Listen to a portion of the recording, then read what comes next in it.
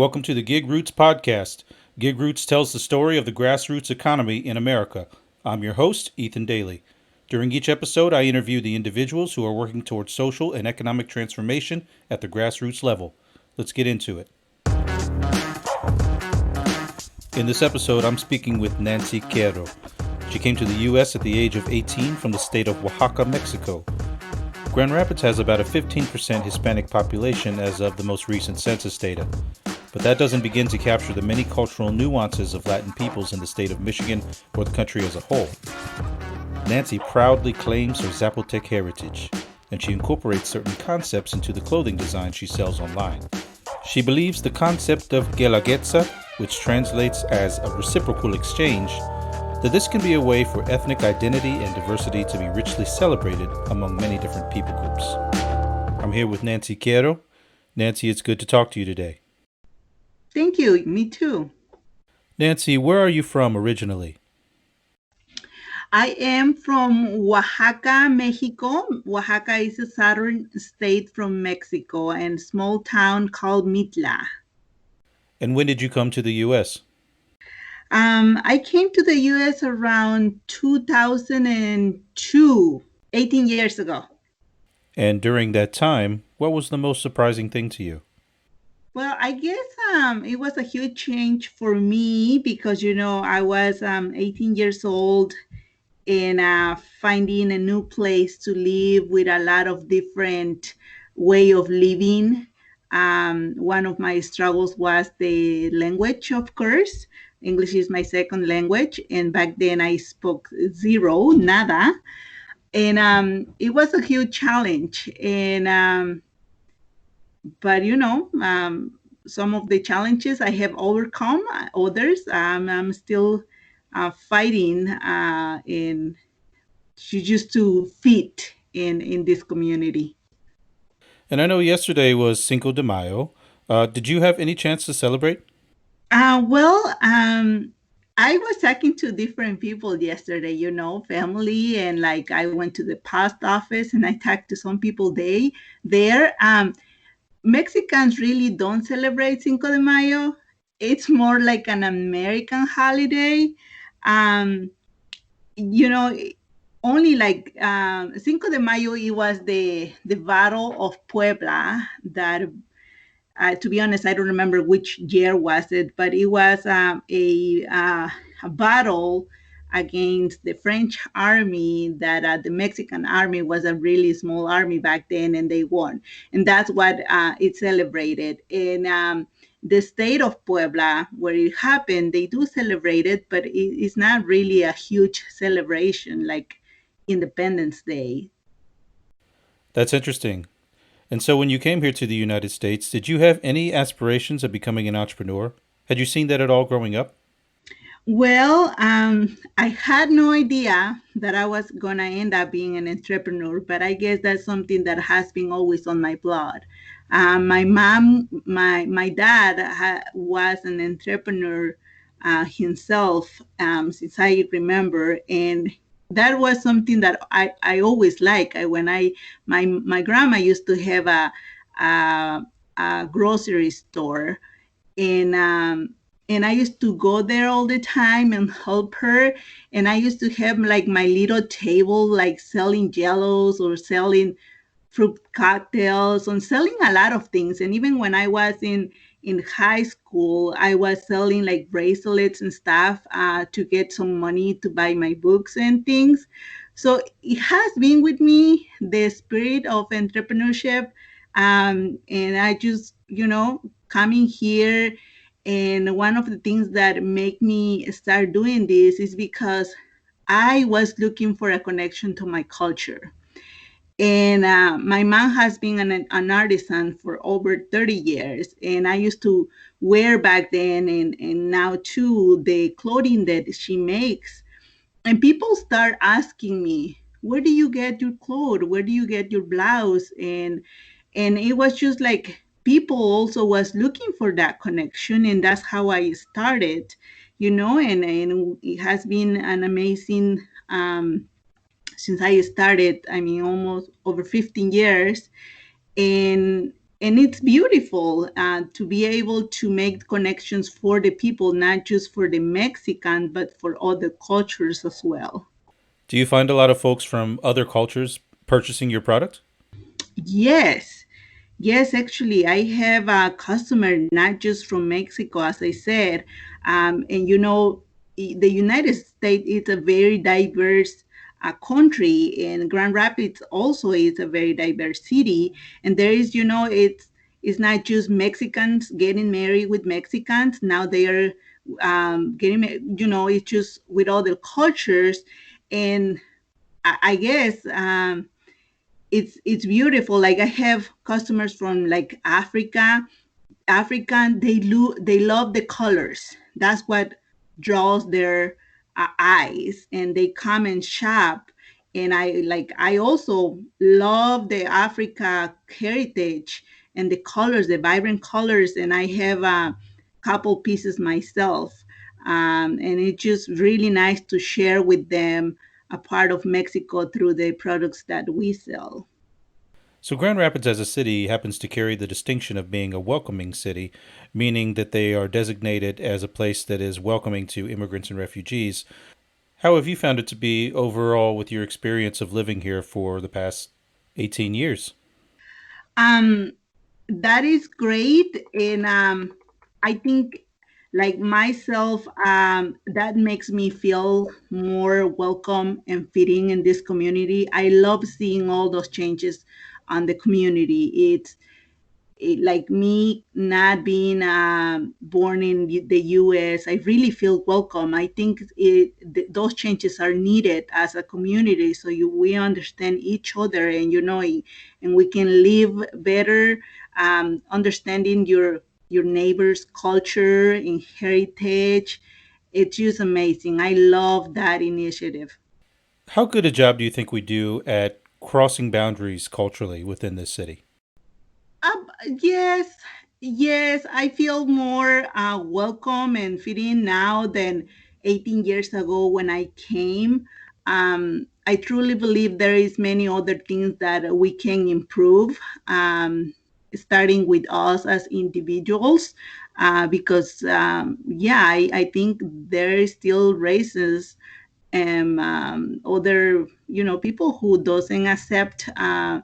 Other communities and heritage, and they're just I don't want to speak on or someone to get offended, but I think as individuals we can do much better to be a diverse community, and loving and caring about each other.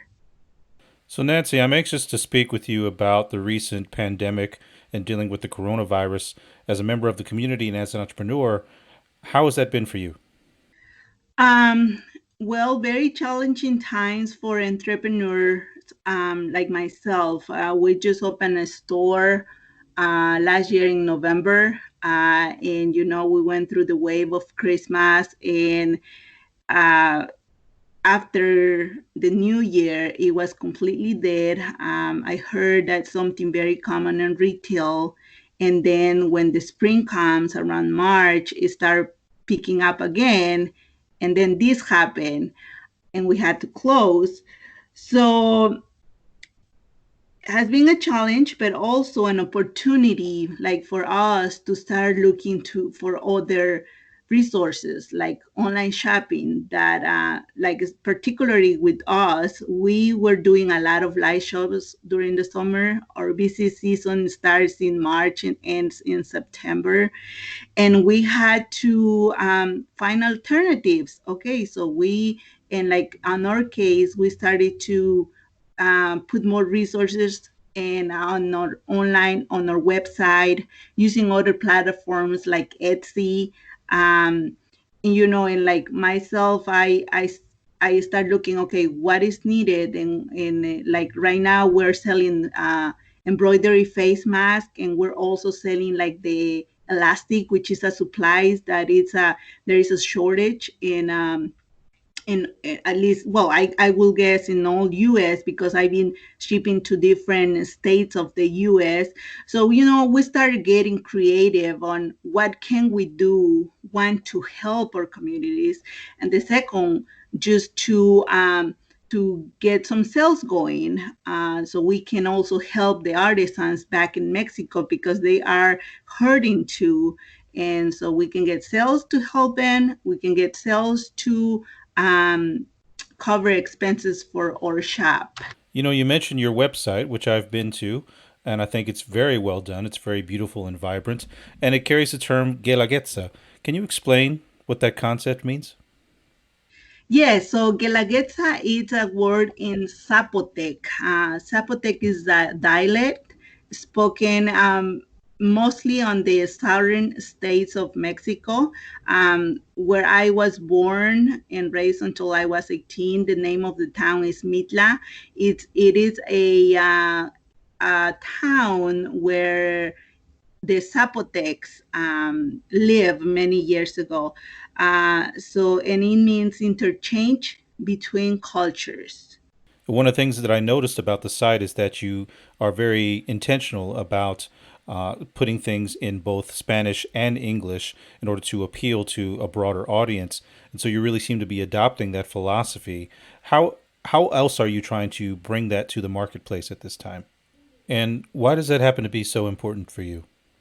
Why? Because we, like in Grand Rapids, we are a diverse community. And I think by knowing about each other, like I mentioned before, culture and heritage, it just will be easier to understand each other. And I think that's why important. And nowadays, there is no one that is 100% of, a specific race. There is no one that can say, I'm 100% Mexican, or I'm 100% white, or I'm 100%, there is not such a thing right now. So we have a heritage from other cultures, within on our DNA somewhere. And that's why it's important. And I think we truly believe that learning about each other, we can, step forward to so many things to have a better communities in the future. One of the other things that I notice on your site is you take great lengths to highlight all the individual artists and makers. You feature their stories and their backgrounds. Um, During this time, are you able to keep in touch with them? Yes, that is something very, very important for us, because we are just not selling a product, we really care about the artists that work with. I make absolutely nothing of the things that I sell. And it's very important to give them the credit. We pay fair, above fair values for the items that we sell to our artists, because we want to make sure that they have the resources to keep growing their shops. And so we can preserve those techniques that they use, those, because it's every item, a textile, an art, a painting, or food, it's part of the Mexican culture. So we want to make sure that they have enough resources to keep doing it, because what we have seen is there is some things that people used to make in the past, and nowadays it's gone. Why? Because they cannot sell their items. And we don't want that to be lost. And that's why we truly care about them. And that's as what I was saying before, we're in contact with them all the time. I chat with them. I call them all the time. What are you up to? What are we gonna work for this season? What are your needs? And we work together on different items, because in the US the market is it's a little different that what they are used to sell in Mexico. That what the tourist is different, and in here my customers are different. So we're trying to come up with collections that it's their work 100%. We're just make some changes so it can be appealed to my customers over here. And there are other items that are 100% authentic, coming from Mexico without any tweaks. Um, so during these times, and that's why we look for alternatives like making face masks. The lady who makes the many of the taps from Puebla, she's the one who is making now the face mask. She's never done it in the past, and she said, "Okay, I'm gonna see what how is it going to be, but I'm going to do them." And she did. We got about 400 pieces last week that we sold out in 2 days. So yes, for me it's very important that they feel supported, because it's just not like selling a product and me making profits. No, it's helping them too. That's part of my mission. When you think about the economic and social conditions that a lot of immigrants are facing when they come here to the United States, what is something that you hope for in the future moving forward, even as we get past this time of the pandemic? I really hope that our government can be more inclusive. Um, you have seen it. It's in the history. U.S. was founded by immigrants, and nowadays immigrants don't feel welcome. So I really hope that it can be more inclusive, and it needs to start at the top with the people who is representing us. So we need more representation on the different parts of government. So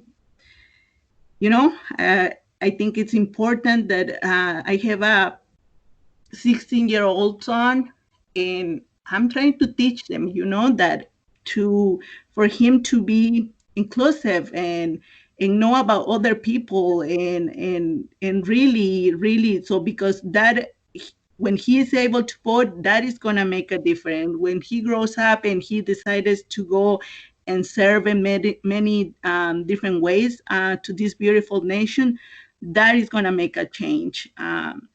So I really hope that immigrants can feel welcome in this country. Well, certainly you're setting a wonderful example, not just for your own son, but for anyone else that has aspirations of wanting to come here and start their own business. I just applaud what you're doing. And I want to thank you for taking the time to do this interview. Yes, my pleasure. Have a great day. Stay safe. You as well. Thank you very much. There are over 2 million micro enterprises in America.